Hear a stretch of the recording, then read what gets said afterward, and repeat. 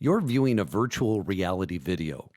The goggles allow you to turn your head so that you can look all around you to experience the scenes.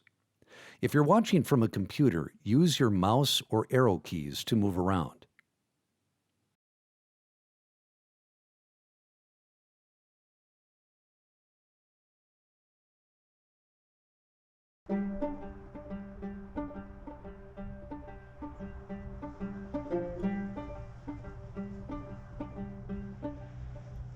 Whether you're part of a family farm that has been passed down from previous generations, you work on a large agriculture operation, or you're a newcomer to the agriculture industry, you know that farming is hard work.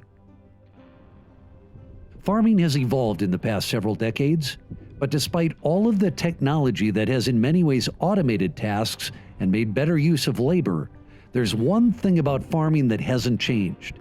It can be hazardous, especially where electricity is concerned, if you fail to plan the work.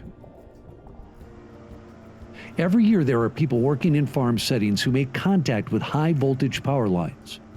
Some of these contacts result in lifelong health implications, and some people lose their lives. Usually the reason why someone tangled with a power pole or line is because they just didn't see it. So the most tragic part of these farm accidents is that the injuries and the deaths could have been avoided. Avoiding accidents involving power lines and poles starts with knowing your surroundings. So make hazard awareness the very first part of your work by conducting a safety tailboard or job hazard assessment. In case you haven't heard that term before, a safety tailboard and job hazard assessment just means a process to identify the work to be completed and all of the potential risks you might encounter in your work, and the tactics you'll use to keep yourself and everyone else safe. As part of your safety tailboard, you'll enlist everyone involved with the work to actively spot, monitor, and negotiate hazards. If you're the driver maneuvering a tall piece of equipment like this auger, it's your job to walk the desired path and look up so that you know where electric lines are located.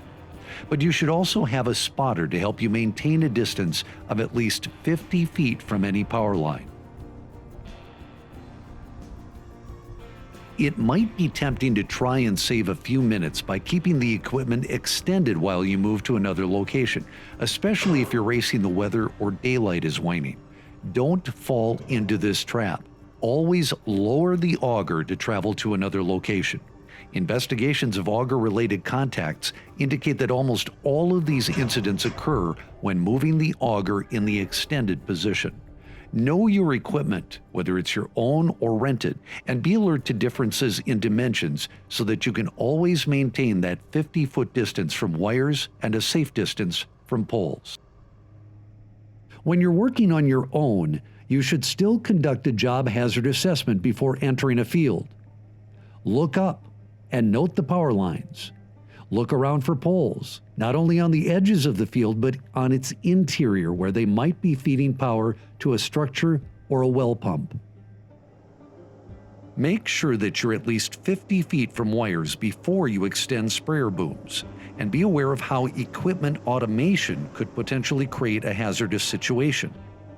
If there's a pole or a line in an especially troublesome or highly trafficked spot, notify your electric co-op if you believe there is a danger, and they can help find a solution. If you do hit a power pole or a wire, notify your electric co-op immediately, even if there isn't any visible damage. If wires are draped over your equipment or laying on the ground, stay in the cab until assistance arrives. If the equipment catches on fire and you must exit, make sure to jump clear of the equipment and hop with both feet together until you're at least 50 feet away. If the wire is on the ground, make certain everyone stays back at least 50 feet. When you're working with irrigation, your day's work should begin with a safety tailboard that includes all workers involved in your project.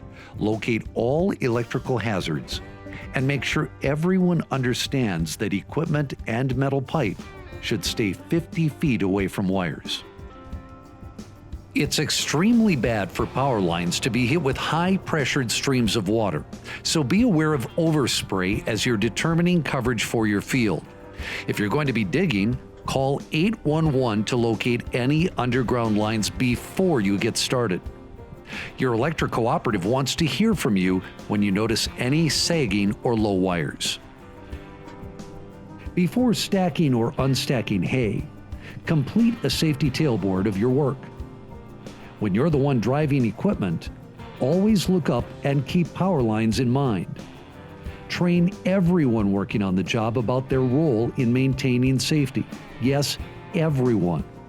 Don't let your regulars fall into complacency, and don't let your seasonal workers lack the knowledge they need to adopt safe work habits around electricity and accompanying hazards.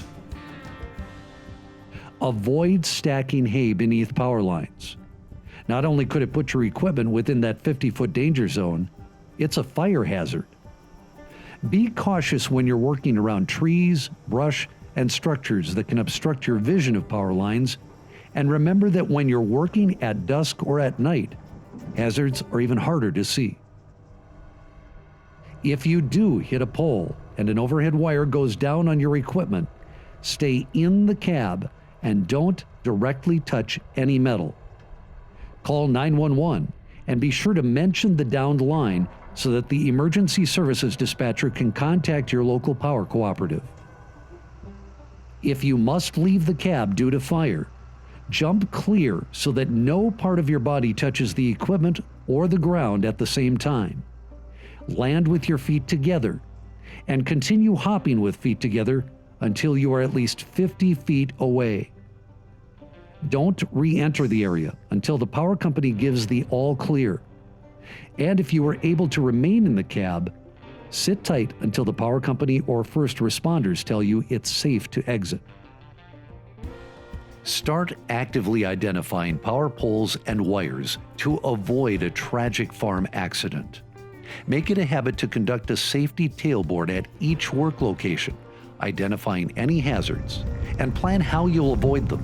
Keep a 50-foot distance from any wire and adequate distance from poles, and be aware that your situation can change with weather, lighting, and different equipment.